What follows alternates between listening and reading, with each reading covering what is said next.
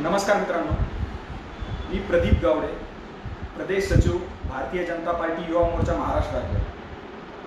प्रथम तर मी आज आपल्या सर्वांना माहितीच आहे, स्वातंत्र्यवीर सावरकरांची आज जयंती आहे। त्यानिमित्त मी स्वातंत्र्यवीर सावरकरांना आपल्या सर्वांच्या वतीने अभिवादन करतो। यानंतर मित्रांनो, मी उत्तर नगर जिल्ह्यातील सर्व पदाधिकाऱ्यांचा आभारी आहे की त्यांनी आज मला आपल्याशी संवाद साधण्याची संधी दिली। मित्रांनो, ज्या वेळेस आपण आता कोरोना या विषयाची चर्चा करतो, ही चर्चा करताना आपण असं का म्हणतोय की महाराष्ट्र सरकारला कोरोनाची हाताळणी करण्यात पूर्णपणे अपयश आलं, हे समजून घेण्यासाठी आपल्याला एक 4-5 महत्त्वाच्या गोष्टी, एक महत्त्वाची आकडेवारी लक्षात घ्यावी लागते। मित्रांनो, आपल्याला माहित असेल, मी आज सकाळची आकडेवारी आपल्याला सांगतो। भारतभरात आज सकाळी 8 वाजेपर्यंत साधारणतः 1,53,000 इतके रुग्ण भारतभरात आढळलेले आहेत। त्यापैकी 67,000 रुग्ण बरे झालेले आहेत आणि साधारणतः पूर्ण भारतभरात 4,531 जणांचा बळी कोरोनामुळे गेलेला आहे। भारतभरातील ही परिस्थिती असताना याच परिप्रेक्षात आपल्याला महाराष्ट्राची परिस्थिती पाहावी लागते। महाराष्ट्रात आज सकाळपर्यंत साधारणतः 58,000 रुग्ण आढळलेले आहेत। या 58,000 आढळलेल्या रुग्णांपैकी 17,000 रुग्ण बरे होऊन घरी गेलेले आहेत आणि महाराष्ट्रात कोरोनामुळे साधारणतः 1900 जणांचा मृत्यू झालेला आहे। तर या दोन आकडेवारी आपण जर लक्षात घेतल्या आणि याचं कंपॅरिझन केलं तर मित्रांनो, आपल्या लक्षात येईल की महाराष्ट्रात, आपल्या एकट्या महाराष्ट्रात भारतभरात जितके रुग्ण सापडले त्यापैकी साधारणतः 40% रुग्ण आपल्या महाराष्ट्रात सापडलेले आहेत। असं असताना भारतभरात जो कोरोनातून बरं होण्याचा रिकव्हरी रेट आहे तो 42% इतकी आहे, तर महाराष्ट्राचा रिकव्हरी रेट हा देशाच्या रिकव्हरी रेटपेक्षा 12% कमी, म्हणजे महाराष्ट्राचा रिकव्हरी रेट हा फक्त 30% आहे। याचा अर्थ असा की भारतभरात ज्या वेगाने रोगातून लोक बरे होत आहेत, महाराष्ट्रात तितक्या वेगाने लोक बरे होत नाहीत। तिसरा एक महत्त्वाचा आकडा आपल्या लक्षात घ्यावा लागेल की भारतभरात ज्या 4,500 मृत्यू कोरोनामुळे झालेले आहेत, त्याचा मृत्यूचा रेट, फॅटॅलिटी रेट हा 2.9 इतका आहे। तर महाराष्ट्रात फॅटॅलिटीचा रेट किंवा मृत्यूचा रेट कोरोनापासून हा 3.10% इतका आहे। म्हणजे याचा अर्थ की कोरोनाची लागण झाल्यानंतर महाराष्ट्रात मृत्यू होणाऱ्यांची संख्या ही देशाचा जो ॲव्हरेज आहे त्याच्यापेक्षा जास्त आहे।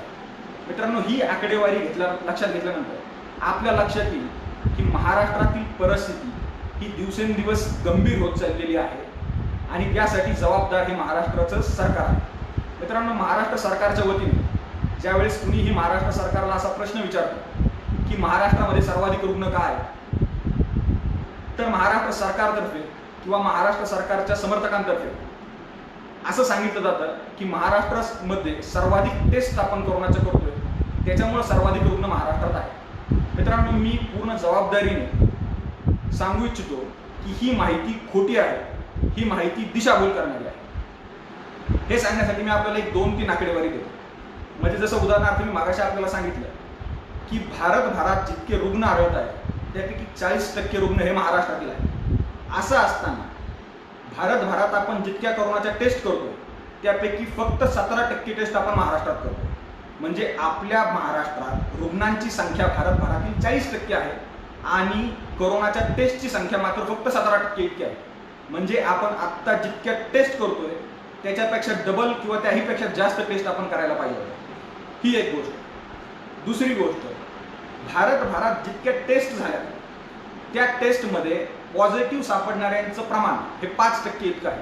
हा राष्ट्रीय दर आहे। याच्या उलट ज्या टेस्ट महाराष्ट्रात झाल्या त्याच्यात पॉझिटिव्ह रुग्णांचं प्रमाण हे 17% इतकं आहे। म्हणजे उदाहरणार्थ दुसऱ्या एखाद्या राज्यात किंवा भारतभरात एकूण आपण जर विचार केला तर 100 टेस्ट केल्या तर त्यातील फक्त 5 रुग्ण पॉझिटिव्ह सापडत आहेत आणि महाराष्ट्रात जर 100 टेस्ट केल्या तर त्यातील 16 ते 17 रुग्ण कोरोनाने बाधित सापडत आहेत। म्हणजे याचा अर्थ की महाराष्ट्रात ज्या आपण टेस्ट केल्या त्या कमी टेस्ट केल्या आणि आपण टेस्ट याच्यापेक्षाही डबल टिबल टेस्ट आपण करायला पाहिजे। तिसरी गोष्ट आपल्याला सांगू इच्छितो मी की संख्येच्या दृष्टीने ही महाराष्ट्राने सर्वाधिक जास्त टेस्ट केलेलं नाही. जर आपण टेस्ट पर मिलियनचा जर विषय किंवा त्या परिप्रेक्षमध्ये जर विचार करायचा झाला, त्याच्यातही जे मोठे राज्य आहेत त्या तुलनेत महाराष्ट्राने टेस्ट कमी केलेले आहे. महाराष्ट्रापेक्षा तमिळनाडू असेल, राजस्थान असेल, त्याच्यानंतर केरळ असेल, ह्या मोठ्या राज्यांनी टेस्ट पर मिलियनच्या हिशोबाने महाराष्ट्रापेक्षा जास्त रुग्णांची टेस्ट केलेली आहे. छोटे राज्य जर याच्यात घेतले टेस्ट पर मिलियनमध्ये तर महाराष्ट्राचा आकडा त्याहीपेक्षा खाली. त्याच्यामुळं महाराष्ट्र सरकारतर्फे किंवा सरकारच्या अंध समर्थकांतर्फे जी ही माहिती सांगितली जाते की महाराष्ट्रात कोरोनाबाधितांची संख्या यामुळे जास्त आहे की महाराष्ट्रात संख्या आम्ही टेस्टची संख्या जास्त आहे त्याच्यामुळे रुग्णांची संख्या जास्त आहे, तर ही माहिती दादांतपणे खोटारडी आहे, दिशाभूल करणारी आहे. मित्रांनो, आज महाराष्ट्रात जी परिस्थिती निर्माण झालेली आहे, ही परिस्थिती कशी निर्माण झाली, हे संकट इतकं गंभीर कसं निर्माण झालं? मित्रांनो, अगदी सुरुवातीपासून आपण जर लक्षात घ्यायचं झालं असेल तर ज्यावेळेस लॉकडाऊनची सुरुवात झाली त्यावेळेस केंद्र सरकारने एक इनिशियली 1,70,000 कोटी रुपयाचं पॅकेज भारतभरातील जे व्हल्नरेबल सेक्शन आहे किंवा हातावरचं ज्यांचं पोट आहे त्यांच्यासाठी 1,70,000 कोटी रुपयाचं एक पॅकेज दिलं. हे पॅकेज धान्य स्वरूपात लोकांना मदत करावी यासाठी होतं. केंद्र सरकारने सांगितलं होतं की प्रत्येक कुटुंबाला 3 महिन्याचं रेशन ॲडव्हान्समध्ये देण्यात यावं. आणि याच्या उलट याच्या पलीकडं केंद्र सरकारने असंही सांगितलं होतं की ज्यांच्याकडे रेशन कार्ड नाही अशाही सर्वांना रेशन उपलब्ध करून दिलं जावं. हे सर्व रेशन केंद्र सरकार महाराष्ट्र सरकारला देणार होतं. महाराष्ट्र सरकारने या योजनेची अंमलबजावणी योग्य पद्धतीने केली नाही. महाराष्ट्र सरकारने लॉकडाऊनची अंमलबजावणी योग्य पद्धतीने केली नाही. म्हणजे मित्रांनो, ज्यावेळेस पहिलं लॉकडाऊन सुरू झालं, लॉकडाऊन सर्वांसाठी नवीन होतं, आपल्याला त्याची सवय नाही. हे सर्व असतानाही ज्यावेळेस पहिलं लॉकडाऊन सुरू झालं तर महाराष्ट्र सरकारने याची चिंता करायला पाहिजे होती, याची काळजी करायला पाहिजे होती की जे व्हल्नरेबल सेक्शन्स आहेत किंवा जे गरीब आहेत किंवा ज्यांचं हातावरचं पोट आहे असे लोक अन्नासाठी रस्त्यावर पडणार नाहीत, अन्नासाठी बाहेर पडणार नाहीत, त्यांना घराबाहेर पडू लागणार नाही, अशा प्रकारची व्यवस्था महाराष्ट्र सरकारने करायला पाहिजे होती. परंतु महाराष्ट्र सरकारने लॉकडाऊनच्या अंमलबजावणीची कुठलीही काळजी न केल्यामुळे किंवा असे जे लोक ज्यांचे जेवणाचे हाल होत होते त्यांची कुठलीही काळजी न केल्यामुळे लॉकडाऊन 1 आणि 2चं खूप मोठ्या प्रमाणात उल्लंघन महाराष्ट्रामध्ये झालं. मित्रांनो, आपल्याला सांगू इच्छितो की उत्तर प्रदेश सारखं मागास राज्य ज्याची इकॉनॉमी आपल्यापेक्षा खूप खराब आहे, उद्योगधंदे तिथे इतके नाही, तरीही उत्तर प्रदेश सारख्या राज्याने 10,000 व्हेकल्स हायर करून प्रत्येक गरीबापर्यंत लॉकडाऊनच्या काळात अन्न कसं पोहोचेल, जीवनावश्यक वस्तू कशा पोहोचतील याची चिंता केली. त्यामुळे आपल्याला आज परिणाम असा दिसतोय की उत्तर प्रदेशमध्ये पॉझिटिव्हची संख्या फार ते फार 5,000 ते 6,000 इतकी आहे. जर उत्तर प्रदेशसारखं मागास राज्य लोकांच्या घरापर्यंत, गरिबांच्या दारापर्यंत जर जीवनावश्यक वस्तू पोहोचवू शकत होतं तर महाराष्ट्र सरकार असं का करू शकलं? हा महाराष्ट्र सरकारला आपण पहिला प्रश्न विचारला पाहिजे. मित्रांनो, ज्यावेळेस लॉकडाऊनची अंमलबजावणी करण्याची वेळ होती, ज्यावेळेस कडक पद्धतीने लॉकडाऊनची अंमलबजावणी करण्याची गरज होती, महाराष्ट्र सरकार त्यावेळेस लॉकडाऊनची अंमलबजावणी करण्याच्या ऐवजी त्यांचे जे जवळचे लोक आहेत, जे भ्रष्टाचारी लोक आहेत वादवांसाठी, अशा लोकांना विशेष पास देण्याचं काम महाराष्ट्र सरकार करत होती. ज्यावेळेस खऱ्या अर्थाने महाराष्ट्र सरकारने गोरगरिबांना अन्न कसं पोहोचेल याची चिंता करायला पाहिजे. मित्रांनो, आपल्याला सर्वांना माहितीच असेल की महाराष्ट्र सरकारने रेशन न दिल्यामुळे मोठ्या प्रमाणात गोरगरीब लोक बाहेर पडले, लॉकडाऊनचं उल्लंघन झालं.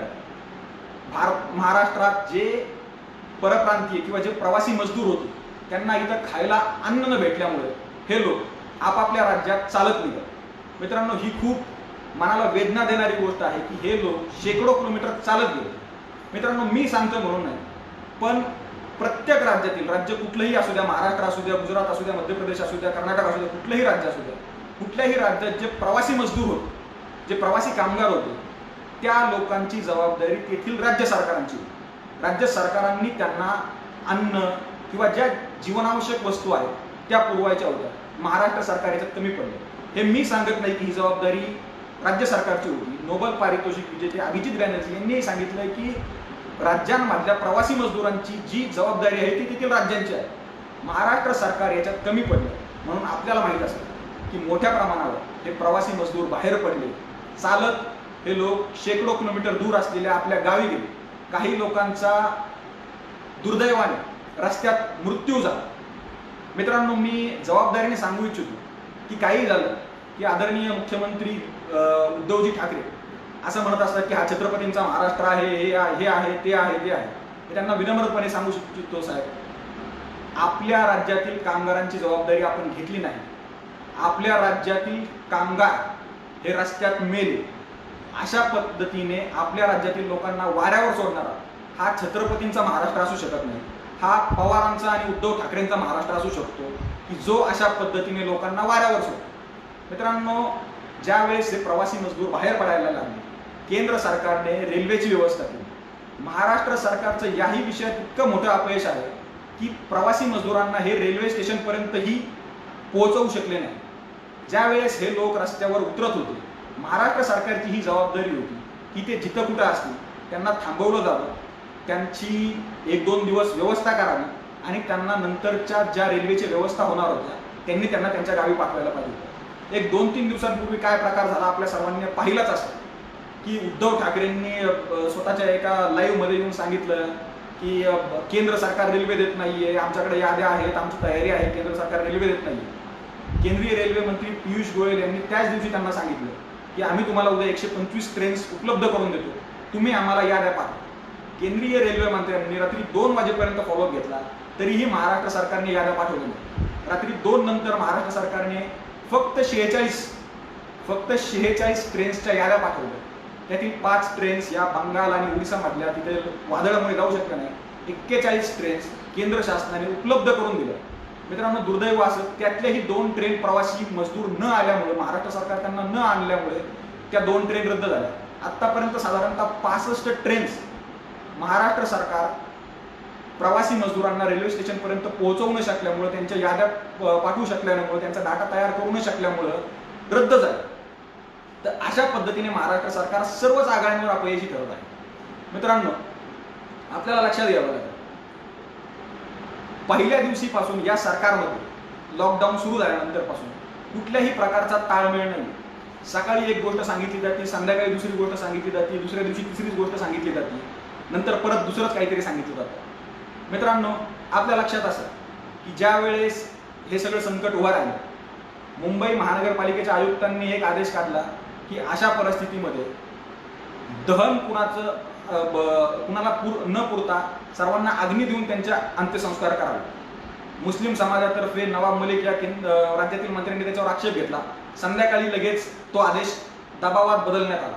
असे कित्येक आदेश बदलण्यात आले. म्हणजे उदाहरणार्थ एकदा सांगितलं त्यांनी की आम्ही महाराष्ट्रभरात जे काही लोक अडकले त्यांच्यासाठी आम्ही एसटीची रचना करू. त्यासाठी आदेशही निघाले, नोटिफिकेशन निघाले, लोक एसटी स्टँडवर पोहोचले आणि एसटी आल्या. हजारो लोक त्यावेळेस एसटी स्टँडवर पोहोचले, एसटी आले नाही, हे लोक परत घरी गेले. अशी माहिती स्वतः परिवहन खात्याच्या मंत्र्यांनी स्वतः दिली होती, तरीही तो निर्णय बदलण्यात आला. सुरुवातीला सांगितलं की आम्ही फुकट लोकांना पोहोचवू, त्याच्यानंतर ज्या लोकांना पोहोचवलं त्यांनाही साधारणतः 44 किलोमीटर प्रति किलोमीटर किंवा 68 रुपये प्रति किलोमीटर इतक्या महाग दराने या लोकांना पोहोचवण्यात आलं. मित्रांनो, महाराष्ट्राबाहेरील प्रवासी मजदूरांचं सोडा, महाराष्ट्रातील जे प्रवासी मजदूर होते, एका जिल्ह्यातील मजदूर जे दुसऱ्या जिल्ह्यामध्ये काम करत होते, पुणे मुंबई सारख्या शहरांमध्ये काम करत होते, महाराष्ट्र सरकारने यांना सुद्धा वाऱ्यावर सोडलं. हेही लोक मी पाहिलं की मुंबईपासून ते बुलढाणा असेल किंवा गडचिरोली असेल किंवा आणखी कुठं हे लोक चालत गेले. याच्यामध्ये मोठ्या प्रमाणावर महिला होत्या. मी तर काही व्हिडिओ असे बघितले की प्रेग्नेंट महिला होत्या. त्या प्रेग्नेंट महिला मुंबईपासून ते बुलढाण्यापर्यंत चालत गेले. 500-600 किलोमीटर अंतर या महिला चालत गेल्या. तर भारतातील इतर राज्यातील मजुरांचं तर सोडूनच द्यावं महाराष्ट्र सरकारने, महाराष्ट्रातील मजुरांची ही व्यवस्था महाराष्ट्र सरकारने केली नाही. जे विद्यार्थी मोठ्या प्रमाणावर अडकले होते त्यांची कुठलीही व्यवस्था महाराष्ट्र सरकारने केली नाही. मी आता जस्ट बातम्या पाहत होतो तर उद्धव ठाकरे साहेब आता म्हटले की लॉकडाऊन शिथिल केल्यामुळं रुग्णांची संख्या वाढली. उद्धव ठाकरे साहेब, लॉकडाऊन शिथिल केल्यामुळं तर वाढलीच असेल, पण लॉकडाऊनची अंमलबजावणी करण्यात आपल्या सरकारला जे अपयश आलं त्याच्याहीमुळे रुग्णांची संख्या खूप मोठ्या प्रमाणावर वाढलेली आहे. आणि हा कसला ताळमेळ आहे, म्हणजे हे सरकार पहा, या सरकारमधील जे घटक पक्ष आहेत या सगळ्यांच्या भूमिका पहा. राहुल गांधी काल असं म्हणतात की घाई गडबडीने लॉकडाऊन लावलं त्याच्यामुळं संख्या वाढली. दुसरीकडे उद्धव ठाकरे असं म्हणतात की लॉकडाऊन शिथिल केलं त्याच्यामुळे संख्या वाढली. त्याच्यामुळे या सगळ्यांचं आपापसात कुठल्याही प्रकारचं कोऑर्डिनेशन नाहीये, कुठल्याही प्रकारची एक पॉलिसी नाहीये किंवा कुठल्याही प्रकारचा एक ॲक्शन प्लॅन नाहीये की अशा पद्धतीने आपण कोरोनाचा प्रतिकार केला पाहिजे. मित्रांनो, गेल्या काही दिवसांपासून महाराष्ट्र सरकारतर्फे किंवा महाराष्ट्र सरकारच्या समर्थकांतर्फे भारतीय जनता पार्टीच्या कार्यकर्त्यांना, भारतीय जनता पार्टीच्या नेत्यांना असं सांगण्यात येतं की राजकारण करू नका. मित्रांनो, मी पूर्ण जबाबदारीने सांगतो की या विषयातलं कुठलंही राजकारण करण्याची इच्छा ही भारतीय जनता पार्टीच्या नेत्यांची आणि कार्यकर्त्यांची नाही. पण आपण परिस्थिती लक्षात घ्या. आपण सर्वांनी व्हिडिओज पाहिले असतील, आपण सर्वांनी बातम्या पाहिल्या असतील. मुंबईमध्ये परिस्थिती हाताबाहेर जात आहे. एकट्या मुंबईमध्ये 30,000 पेक्षा जास्त रुग्ण सापडलेले आहेत. आपण व्हिडिओज पाहिले असतील, आपण बातम्या पाहिल्या असतील की अनेक ठिकाणी फक्त ॲम्ब्युलन्स न मिळाल्यामुळं काही जणांचा मृत्यू झाला. बऱ्याच ठिकाणी हॉस्पिटल्स न मिळाल्यामुळे काही जणांचा मृत्यू झाला. हॉस्पिटलमध्ये पेशंटला ॲडमिट करण्यासाठी जागा नाहीये, एकेका बेडवर 2-2, 3-3 जणांचे उपचार चालू. अशा प्रकारची परिस्थिती असताना सरकारची अपेक्षा ही आहे का की विरोधी पक्षाने तुमची स्तुती करावी? अशा प्रकारची परिस्थिती असताना ज्यावेळेस लोक उपचाराशिवाय मरत असतील त्यावेळेस सरकारला प्रश्न विचारणं ही विरोधी पक्षाची नैतिक जबाबदारी आहे आणि आम्ही ती पार पाडतो. आम्हाला कुठलंही राजकारण या विषयातलं करायचं नाही. मित्रांनो, राजकारण करत नसताना आपल्याला माहीत असेल की माननीय विरोधी पक्षनेते आणि माजी मुख्यमंत्री आदरणीय देवेंद्रजी फडणवीस साहेबांनी अगदी पहिल्या दिवसापासून महाराष्ट्र सरकारला कोऑपरेशन करण्याची भूमिका घेतली. त्यांनी 10-15 लेटर अगदी पहिल्या दिवसापासून लिहिले की ही गोष्ट करण्याची गरज आहे, ती गोष्ट करण्याची गरज आहे, या ठिकाणी गर्दी होते. या कुठल्याही प्रकारच्या सूचनांची महाराष्ट्र सरकारने कुठलीही दखल घेतली नाही. काही दिवसांपूर्वी माननीय देवेंद्रजींनी महाराष्ट्र शासनाला अशी मागणी केली होती की ज्यावेळेस आपल्या हे लक्षात आलं की रुग्णांना हॉस्पिटल्स मिळत नाही, देवेंद्रजींनी मागणी केली होती की कुठल्या हॉस्पिटल्समध्ये किती बेड्स शिल्लक आहेत याची माहिती ऑनलाईन असणारा एक डॅशबोर्ड तयार करण्यात यावा, जेणेकरून जर कुठला रुग्ण ॲडमिट करायचा असेल तर त्याच्या परिजनांना आधीच याची माहिती असेल की कुठल्या हॉस्पिटलमध्ये जागा आहे, आपण त्याला कुठे नेऊन ॲडमिट करू शकतो. परंतु अशाही प्रकारचा कुठलाही डॅशबोर्ड महाराष्ट्र सरकारकडून तयार करण्यात आला नाही. जर अशा प्रकारचा डॅशबोर्ड तयार करण्यात आला असता तर कमीत कमी जे लोक हॉस्पिटल न मिळाल्यामुळे मिळेल त्यांचा मृत्यू झाला नसता. त्याच्यामुळं हे सरकार या विषयात बिलकुलही गंभीर नाही. मित्रांनो, सरकारतर्फे किंवा सरकारच्या समर्थकांतर्फे गेल्या काही दिवसांपासून एक गोष्ट सांगण्यात येते की पहा, आम्ही 1,000 पेशंटची क्षमता असणारं अद्ययावत हॉस्पिटल उभारत आहोत. भारतात, महाराष्ट्रात रोज साधारणतः 2,500 ते 3,000 नवीन रुग्ण सापडत आहेत. एकट्या मुंबईत 1,000 पेक्षा जास्त नवीन रुग्ण रोज सापडत आहेत. असं असताना तुम्ही 1,000 रुग्णांच्या क्षमतेचं एक रुग्णालय उभारलं, त्याचं कुठलं कौतुक सांगताय तुम्ही लोकांना, ज्यावेळेस रोज साधारणतः 2,500 ते 3,000 लोक पॉझिटिव्ह सापडत आहेत. तर मित्रांनो, अशा पद्धतीने हे सरकार महाराष्ट्रातील लोकांना वाऱ्यावर सोडतं. मित्रांनो, या सरकारची बांधिलकी कुठल्याही प्रकारे जनतेशी नाही. म्हणजे एकीकडे विरोधकांना सांगितलं जातं की राजकारण करू नका. उद्धव ठाकरे प्रत्येक लाईव्हमध्ये केंद्रावर काहीतरी आक्षेप घेत असतात, केंद्र सरकारला वर टीका करत असतात. त्यांचं जे मुखपत्र आहे सामना, त्याच्या माध्यमातून रोज राज्यपाल असतील, विरोधी पक्षनेते असतील किंवा केंद्र असेल यांच्यावर टीका केली जाते, राजकारण केलं जातं. राहुल गांधी रोज राजकारण करतात, सोनिया गांधी रोज राजकारण करतात. या बाबतीत कोणीही काही बोलत नाही. म्हणजे उदाहरणार्थ आपल्याला एक सांगू शकतो की उद्धव ठाकरे साहेब नेहमी केंद्रावर आक्षेप घेतात. साधारणतः 2,71,000 कोटी रुपयाची मदत केंद्र शासनाने महाराष्ट्राला केलेली आहे. ही केंद्र शासनाने मदत जी केली ती महाराष्ट्रातील लोकांना केलेली. त्यातील बरेचसे बेनिफिट्स हे महाराष्ट्रातील लोकांना डायरेक्ट बेनिफिटद्वारे जाणार आहे. असं असताना ही केंद्र शासनाला दोष दिला जातो. मित्रांनो, आपल्याला असं बऱ्याच वेळा सांगितलं जातं की तुम्ही राजकारण करू नका, पण ज्यावेळेस कोरोनाच्या विषयात लोकांच्या आरोग्याला प्राथमिकता दिली पाहिजे, यावेळेस मंत्रिमंडळात हे कुठल्या प्रकारचे निर्णय घेत आहेत आपल्याला सांगू इच्छितो. काही दिवसांपूर्वी मंत्रिमंडळामध्ये म्हणजे कोरोनाच्या परिस्थितीत राजकारण न करता लोकांची काळजी केली पाहिजे. असं असताना महाराष्ट्र सरकारने काही दिवसांपूर्वी निर्णय घेतला की राष्ट्रवादी काँग्रेस आणि काँग्रेसच्या ज्या 2 नेत्यांच्या जवळचे कारखाने आहेत, साखर कारखाने, त्यांना 62,000 कोटी रुपयाचं कुठल्याही हमीशिवाय कर्ज दिलं. आणि देवेंद्रजी फडणवीसांचं सरकार असताना आपण एक निर्णय घेतला होता की जर एखाद्या साखर कारखान्याने थकबाकी केली तर त्या साखर कारखान्याची प्रॉपर्टी विकून आपण ती थकबाकी वसूल करण्याचा निर्णय घेतला होता. या सरकारने तो निर्णय बदलला. तो निर्णय बदलला तर बदलला वरती 62,000 रुपये 62 कोटी रुपयाचं कुठल्याही हमीशिवाय कर्ज काँग्रेस राष्ट्रवादीच्या 2 नेत्यांना दिलं. म्हणजे ज्या वेळेस तुम्ही कोरोना पीडितांची काळजी करायला पाहिजे होती त्यावेळेस तुम्ही शरद पवारांच्या बगल बच्च्यांची काळजी करता, राष्ट्रवादीच्या लोकांची काळजी करता, त्यांचे साखर कारखाने कसे जगले पाहिजे या संदर्भात तुम्ही मंत्रिमंडळामध्ये निर्णय घेता. आणि ज्या वेळेस विरोधी पक्ष तुम्हाला तुमची जबाबदारीची जाणीव करून देतो त्यावेळेस तुम्ही विरोधी पक्षाला सांगता की बाबा राजकारण करू नका, ही राजकारण करण्याची वेळ नाही. तर अशा पद्धतीने दिशाभूल करण्याचा प्रयत्न या सगळ्यांतर्फे करण्यात येतो. मित्रांनो, ही सगळी परिस्थिती असताना मला बऱ्याच वेळा एका गोष्टीचं आश्चर्य होतं किंवा एक गोष्ट विचार करावाशी वाटते की या सरकारला खरंच लोकांप्रती या सरकारची काही जबाबदारी आहे किंवा काही उत्तरदायित्व आहे. हे सरकार पॉप्युलर गव्हर्नमेंट नाही. हे सरकार काही महाराष्ट्रातील लोकांनी निवडलेलं सरकार नाही. हे सरकार काही सत्तेच्या लालची लोकांनी स्वतःच्या तत्वांना तिलांजली देऊन स्थापन केलेलं सरकार आहे. आणि महाराष्ट्रातील लोकांचं दुर्दैव म्हणावं लागेल की अशा कठीण प्रसंगी हे जे फक्त स्वतःच्या स्वार्थासाठी सत्तेत आलेले लोक आहेत ते आता महाराष्ट्राचे सरकार चालवत आहे. मित्रांनो, हे सरकार जरी लोकांना उत्तरदायित्व नसलं तरी लोकांनी भाजपला 105 जागा दिल्या. भाजप जरी विरोधात असला तरी भाजपच्या नेत्यांची, भाजपच्या कार्यकर्त्यांची ही जबाबदारी आहे की आपण विरोधात जरी असलो तरी जनतेच्या प्रश्नांवर आपल्याला आवाज उचलावा लागेल. तर सरकार योग्य उपाययोजना करत नसेल कोरोना संदर्भात तर आपण सरकारला त्यासाठी भाग पाडलं पाहिजे. या सरकारचा जो एकंदर मूड आहे मित्रांनो, तो मूड असा आहे की या सरकारला असं वाटतं की कोरोना आमचा दुश्मन नाहीये, केंद्र सरकार आमचं दुश्मन आहे, देवेंद्र फडणवीस आमचे दुश्मन आहे, विरोधी पक्ष आमचा दुश्मन आहे किंवा भाजपचे कार्यकर्ते आमचे दुश्मन आहेत. ज्या वेळेस या सरकारने कोरोनाच्या विषयावर उपाययोजना करायला पाहिजे होत्या, महाराष्ट्रात तुम्ही साधारणतः 50,000 फेक अकाउंट्स निर्माण करता, भाजपच्या नेत्यांना ट्रोल करण्याचा प्रयत्न करता, खोटी माहिती टाकता, तुम्ही GST असेल, IFSC असेल किंवा त्याच्यानंतर PM केअर्स फंड असेल या विषयावरून लोकांची दिशाभूल करता. हे सगळे प्रकार तुम्ही करता.